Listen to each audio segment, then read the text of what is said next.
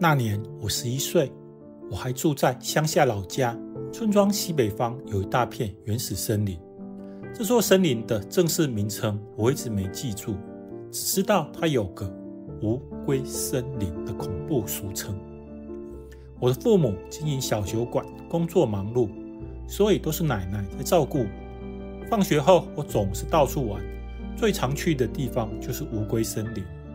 虽然村子里的大人总是警告我们不要踏入森林，大人会编一些可怕的故事吓人，还说森林里住着几位邪恶又恐怖的女巫。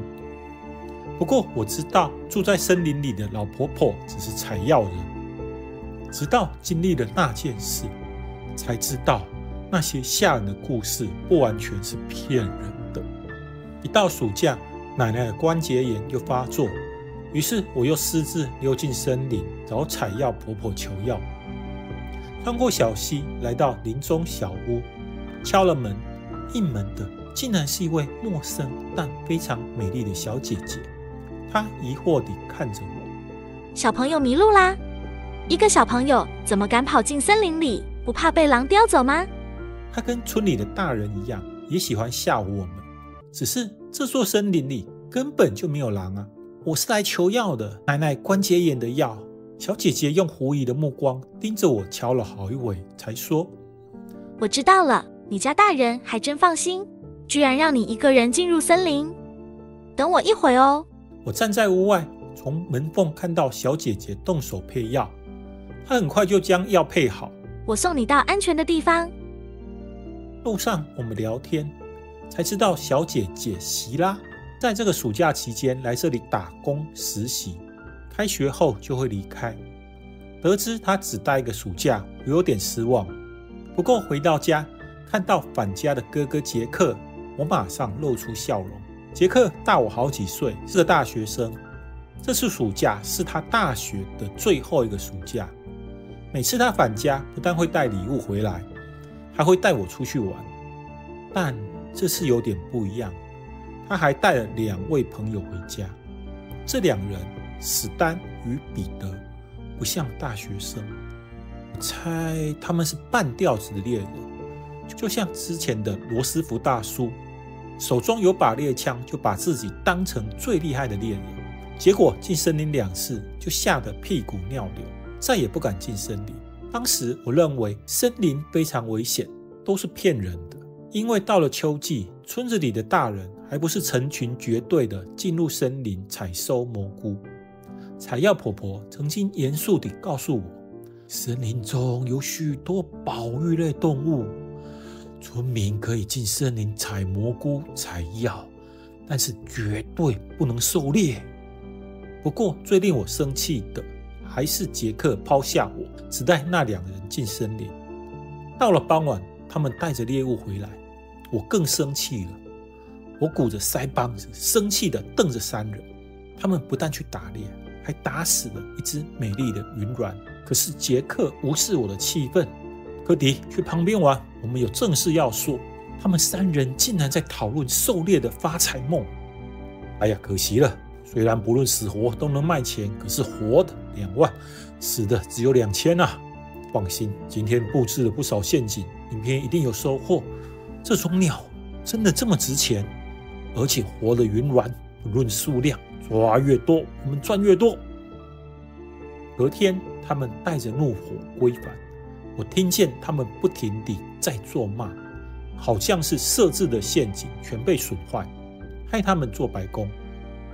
同时，杰克也被指责，因为杰克带他们去的地方根本就不是云鸾出没的地点。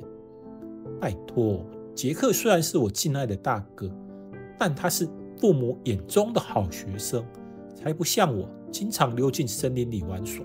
他很聪明，可惜不懂乌龟森林。然而我心里暗自担心，他们进森林狩猎，会不会被警察逮捕啊？美丽的云鸾是珍贵的保育类动物，它们的陷阱一定是被住在森林的采药人清楚。现在采药婆婆一定报警了。早上吃完早餐，杰克来找我了，只是他找我的理由令我失望。他只是为了发财大计，要我带他们进森林捕鸟。我心里千万个不愿意。如果是进森林摘野果，我很高兴。可是他们却要我协助盗猎，你不说谁会知道啊？你不是很想要台新手机吗？彼得却质疑，这小不点行吗？别迷路就不错了。谁说我不行？村里就没有别的小孩比我更熟悉森林。那证明给我看啊！但是，胆小鬼！杰克又劝我，今天不狩猎，纯粹带我们认路。至于明天、后天的事情，就与你无关了。我依然不乐意，只是在杰克再三的请求下，最后我还是带他们进森林了。我就不该相信他们的保证。进森林1个小时后，史丹发现了一对云峦，马上举枪射击，枪声响起，云峦坠落。你干什么？史丹没理会我，径自收取猎物。彼得笑道：放心，只是麻醉枪。我很生气地说：你们骗人，我要回去了。但是史丹人狠话不多，直接掏出猎刀把我吓坏了。彼得皮笑肉不笑地说：别吓小朋友啊，只是要在树上做记号啦。史丹的刀异常的锋利，让他轻松地在树上刻下记号，也让我对他更加畏惧。于是我再次妥协，做出错误的决定，带领他们继续深入森林。接近中午，我们抵达大苹果树，这里是分界点，我不曾越过苹果树进入森林深处。于是彼得说：那就到树下休息一下了，吃点东西。杰克，可以天带小孩子回家也好，不过放心啦，只要有收获都会算你一份。我们在树下享用奶奶为我们准备的三明治，补充体力之后，我突然看见庞然大物在森林的阴暗处。那是什么？它缓缓地接近。牛，头巨大壮硕，长着巨角的牛。我以前怎么从未见过？这片森林什么时候有牛了？但它带着像是金属般的特殊光泽，体型比我知道的任何一种牛都还要巨大。但我并不害怕，毕竟牛又不是肉食动物，别招惹它们就没事了。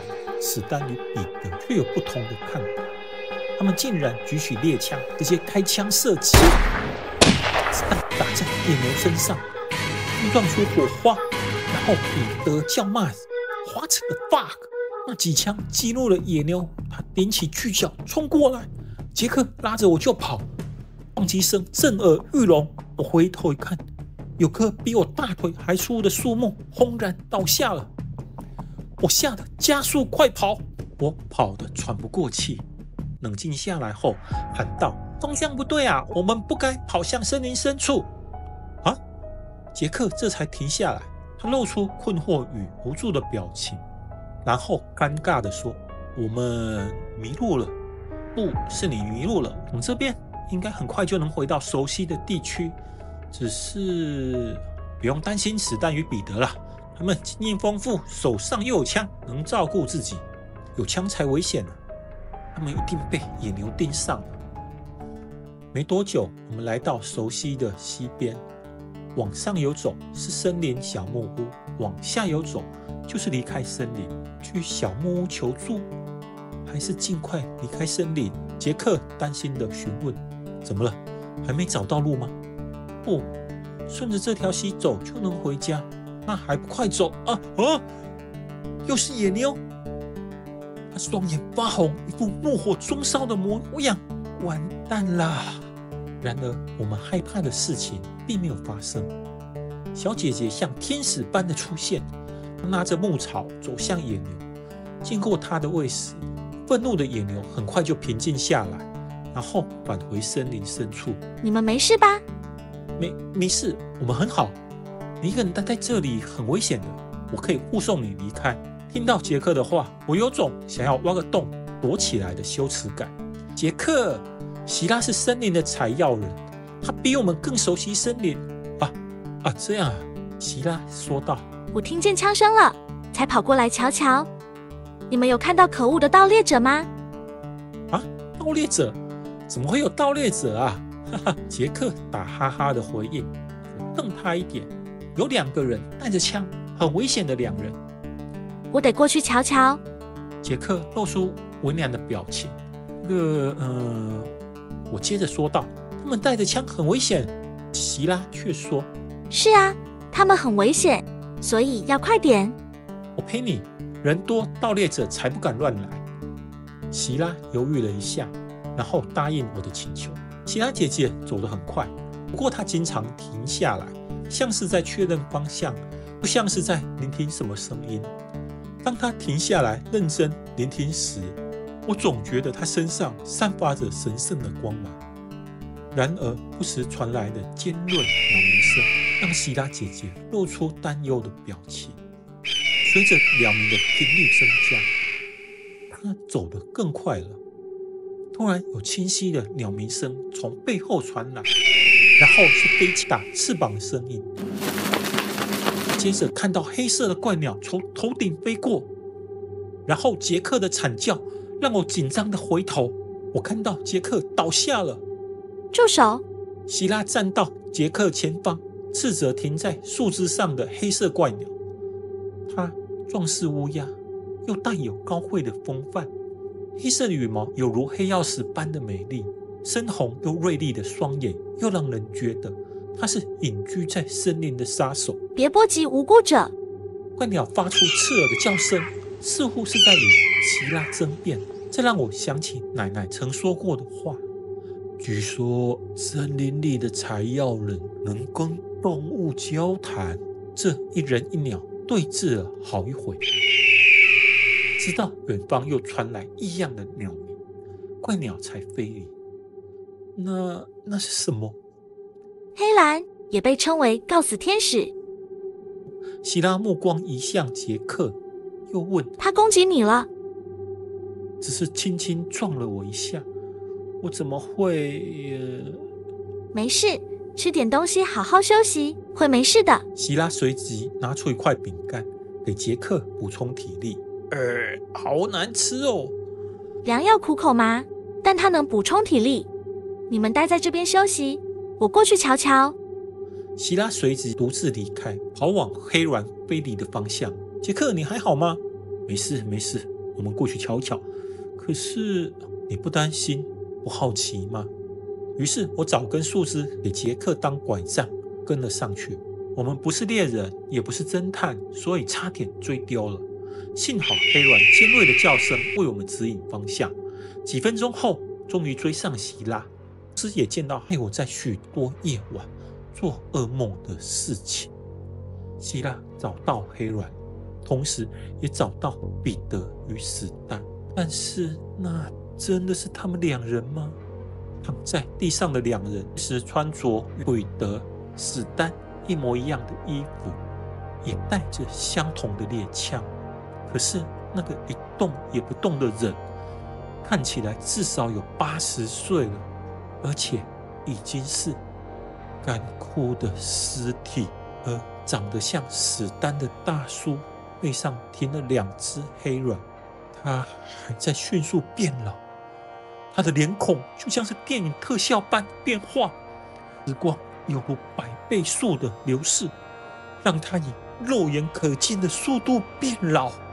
我捂着嘴，努力忍住尖叫的冲动，看着老人咽下最后一口气，然后黑鸾发现我们，朝我们生气的鸣叫，吓得我跌坐在地。希拉随即大叫：够了，施虐者已经受到惩罚。然而黑鸾拍打翅膀，似乎在表达他们的怒火。会没事的，我保证。希拉说完，不小心翼翼地走向也变成干尸的史丹，从他的背包找出受害的云卵，他当场将药草捣碎，加水弄成药水，然后用针筒灌入云卵口中。昏迷的云卵动了动，然后苏醒后马上振翅飞离。那2只黑色的黑鸾见状也展翅飞翔，迅速地跟上。他们一左一右，像是在护送云鸾般地飞向森林深处。我惊奇地发现，迅速远处的黑鸾模样渐渐变化，它们脱去不祥的黑色羽翼，变成云彩般美丽的模样，变成他们护送的云峦。原来黑鸾只是想救回遇难的家人啊！哦，好险欸！希拉这才转身走过来，责骂我们：你们怎么跑过来了？不知道这边很危险吗？女巫，别过来！希拉随即气呼呼地说：对啦，我就是女巫，盗猎者先生。在送我上火刑台之前，我是不是先该打电话请州警逮捕你？杰克真的很失礼，难怪希拉会生气，他害我没有办法再跟希拉好好聊天，也害我错失认识乌龟森林的机会。事后，杰克再三向我道歉，而我们不曾向任何人说起这件事情。后来，杰克大学毕业，找到好工作，就说服父母将我带离乡下，说是要给我更好的教育。但我们都知道，他只是想带我远离乌龟森林，远离那座真的暗藏可怕怪物的森林。这件事让我留下心理创伤。每当听见尖锐的鸟鸣声，总让我想起发生在乌龟森林的神秘事件，甚至害我在晚上做噩梦，但也让我对各种未确认生物产生浓厚的兴趣。